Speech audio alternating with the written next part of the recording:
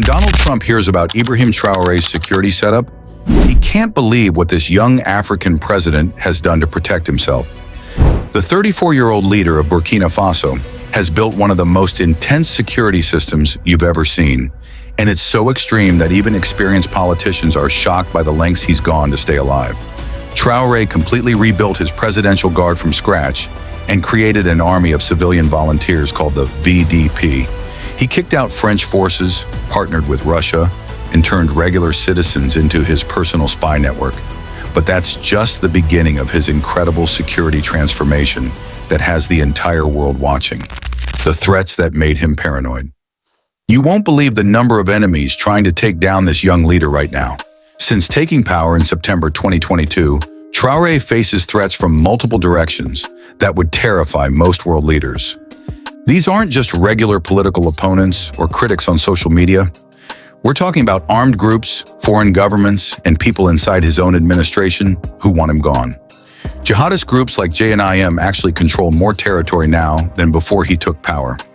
This militant organization has expanded its reach across northern and eastern parts of the country, setting up checkpoints and taxing local people. They control entire villages and towns where government forces can't even enter safely. The situation has gotten so bad that some areas are completely cut off from the capital city of Ouagadougou. These groups don't just attack random targets either. They specifically hunt down anyone connected to Traoré's government. Local mayors, police officers, teachers, and health workers have all become targets because they represent his authority in rural communities. The jihadists send messages to government workers telling them to quit their jobs or face deadly consequences. Many schools and health clinics have closed because staff members fled after receiving death threats. Foreign powers are also working behind the scenes to destabilize his leadership through economic pressure and political interference. The United States has openly expressed concerns about how Traoré uses Burkina Faso's gold reserves, creating international tension. American officials worry that gold revenues aren't being used to fight terrorism effectively, putting pressure on international investors. France lost its influence when Traoré kicked out French forces, and some suspect they're not happy about losing control. French military bases that operated in Burkina Faso for years were forced to close down completely. French companies that had mining contracts and business deals suddenly found themselves unwelcome. This dramatic shift created tension between Paris and Ouagadougou that continues today.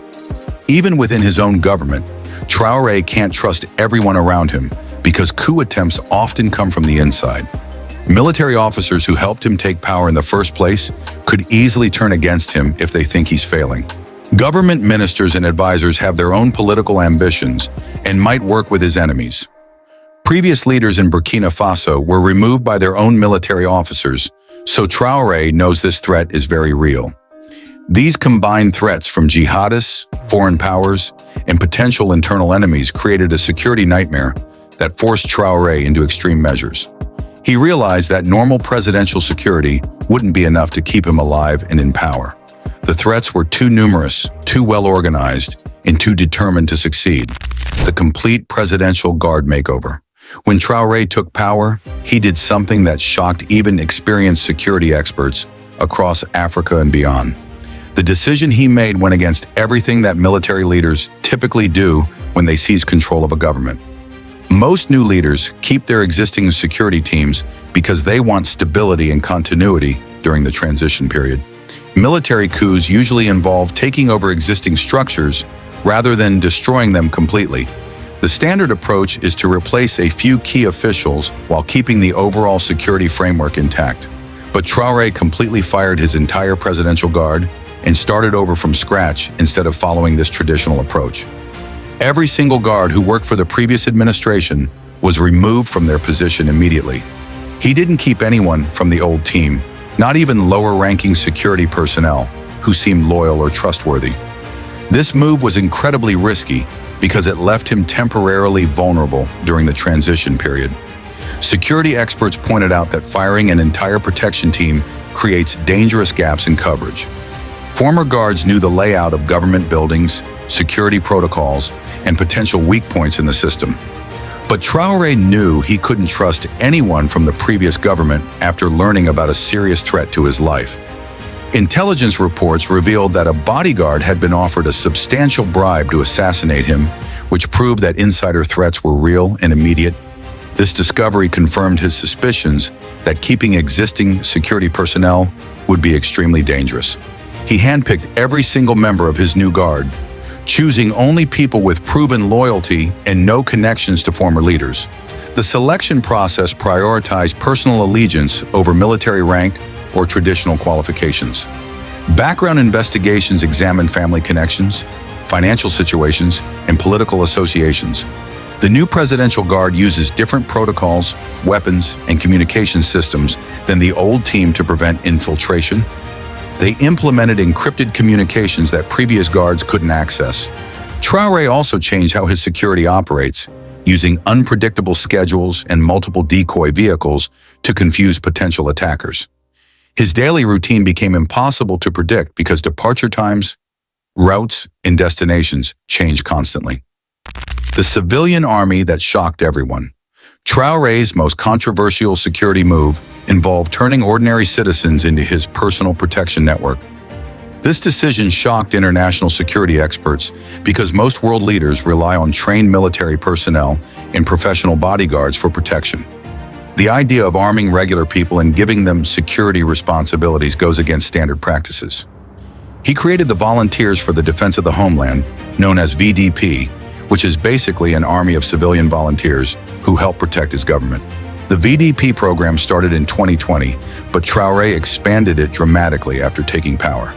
These volunteers come from local communities across Burkina Faso and receive basic training in weapons handling and security procedures. The program recruits farmers, shopkeepers, teachers, and other regular citizens.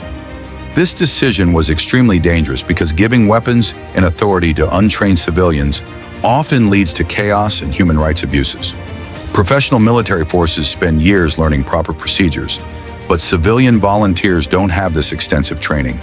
The VDP members patrol neighborhoods, gather intelligence, and report suspicious activities directly to Traoré's security team. They set up checkpoints on roads leading into towns and villages, checking identification documents and searching vehicles for weapons or explosives. These volunteers monitor who enters and leaves their communities, keeping detailed records of strangers and unusual activities. These volunteers often become targets themselves, with jihadist groups specifically hunting them down because they represent Traoré's power in local communities. On August 24, 2024, JNM attacked and killed at least 133 civilians in the town of Barcelona, who were allegedly forced by the junta to construct military trenches for government forces. This brutal attack shows how dangerous it is for civilians to get involved in security operations. Critics say the VDP has led to widespread abuses and restrictions on basic freedoms, as volunteers sometimes act like secret police. Reports indicate that some VDP members have arrested people without proper evidence or legal authority. They have been accused of demanding bribes from travelers at checkpoints and using their weapons to settle personal disputes. International observers worry that this civilian force is being used to silence political opponents and control the population. Human rights organizations have documented cases where VDP members arrested journalists, opposition politicians, and civil society activists who criticized Traoré's government. Despite the risks, Traoré expanded the VDP program because he needs eyes and ears everywhere to stay ahead of his enemies. After the coup attempt, VDP units were stationed closer to key administrative hubs, and some were even integrated into military bases. The program gives him thousands of armed supporters spread across the country who can provide early warning about threats and hostile activities. The Russian connection that changed everything. When traditional allies abandoned him, Traoré made a move that sent shockwaves through Western capitals and completely changed the power balance in West Africa. The decision came after months of growing tension with France and other European nations who criticized his leadership style and military approach. After kicking out French forces in February 2023, Traoré turned to Russia for military support, surveillance technology, and security expertise that his government desperately needed. The French military had operated bases in Burkina Faso for years, providing training and equipment to fight jihadist groups. When Traoré ordered them to leave, he created a huge gap in his country's defense capabilities that needed to be filled quickly. This partnership worried the United States and European nations because it gave Russia a foothold in West Africa's gold-rich region where they had dominated for decades. American and European officials realized that Moscow was gaining access to valuable mineral resources and strategic military positions that could threaten their interests across the entire region. Russia provided military units to help fight jihadist groups, but the security situation actually got worse instead of better after they arrived. Moscow deployed military units to Ouagadougou to offer technical and operational support, but the promised improvements in security never materialized as jihadist attacks continued and even increased in some areas. Moscow also supplied advanced surveillance satellites and telecommunications equipment to help Traoré monitor threats across the country and track the movements of his enemies. Russia recently finalized a deal to sell telecommunications and surveillance satellites to Burkina Faso, Mali, and Niger as part of a broader technology sharing agreement. These satellites give Traoré's government the ability to watch large areas of territory and identify potential threats before they become serious problems. The Russian deal included training for Traoré's security forces and intelligence sharing that Western nations can no longer access or monitor. Russian military advisors began working directly with Burkina Faso's army and security services to improve their capabilities. This training focused on urban warfare, intelligence gathering, and counterterrorism operations specifically designed to help Traoré stay in power. This shift from Western to Russian support represents a complete transformation of Burkina Faso's international relationships that affects trade, diplomacy, and military cooperation. Countries that had been Burkina Faso's main partners for decades suddenly found themselves shut out of important decisions. However, Russia withdrew approximately 100 of its Bear Brigade troops out of about 300 stationed in Burkina Faso since May 2024 to deploy them to the front lines in Ukraine in August 2024. This withdrawal raised serious questions about the reliability of Russian support when Traoré needed it most.